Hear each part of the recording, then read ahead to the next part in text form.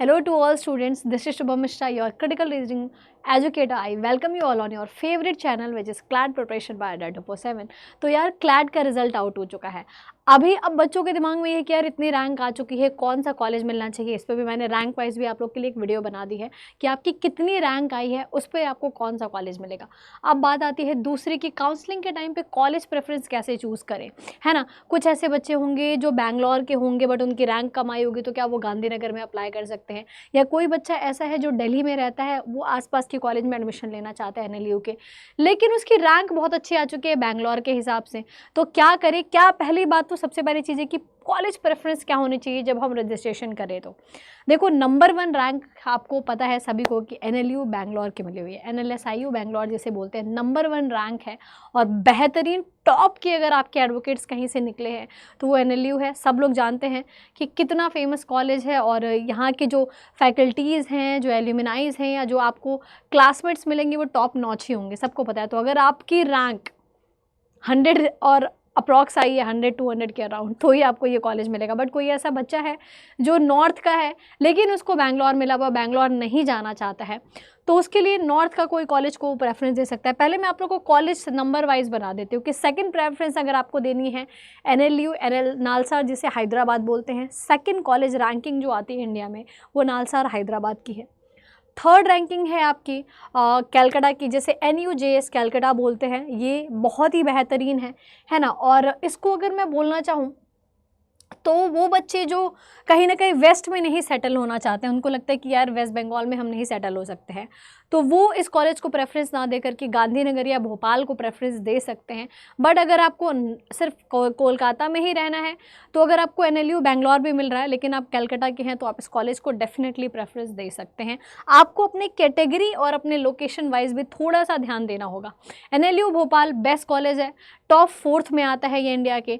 लेकिन कोई ऐसा बच्चा है जो बैंगलोर का है लेकिन कहीं ना कहीं वो भोपाल में नहीं सेटल होना चाहता है, उसकी रैंक किसके हिसाब से आई है, तो वो अपने अराउंड हैदराबाद को प्रेफरेंस दे सकता है। लेकिन ये टॉप 4 कॉलेज है, बेस्ट कॉलेज है। इसके बाद बात करेंगे हम कि all about the national law school of Jodhpur. देख रहे हो कितना प्यारा कैंपस है यार, भाई प्यार ही हो जाएगा ऐसे कैंपस है। मतलब मुझे देख के मन कर रहा है मैं चली जाऊँ यार, एक बार घूम के ही आ जाऊँ। ये कितना बेहतरीन कैंपस है, देख रहे हो जोधपुर का, बेहतरीन। तो यार ये आपके 5th प्रेफरेंस पे है। लेकिन जोधपुर कौन नहीं जाना चाहेगा, मुझे नहीं लगता कोई बच्चा नहीं जाना चाहेगा। लेकिन इन केस अगर आप नहीं जाना चाहते हैं जोधपुर, पहली बात तो 5th नंबर पे आपको उसको प्रेफरेंस में रखना है। नहीं जाना चाहते हैं इसके बाद तो आप अपने आसपास अगर आपका कहीं ना कहीं आप कह सकते हैं कि कॉलेज आपका जो है कि ये आपका रायपुर का कॉलेज है ये, है ना। यहाँ पे मैं लिख देती हूँ, रायपुर लिखा नहीं है, छत्तीसगढ़ में आता है, तो आप छत्तीसगढ़ को प्रेफरेंस दे सकते हैं। अगर आप जोधपुर नहीं जाना चाहते, आप छत्तीसगढ़ या झारखंड या बिहार के आसपास हैं, तो आप रायपुर को भी प्रेफरेंस दे सकते हैं। 6 नंबर पे आता है, टॉप नॉच कॉलेज है, बहुत ही बेहतरीन कॉलेज है।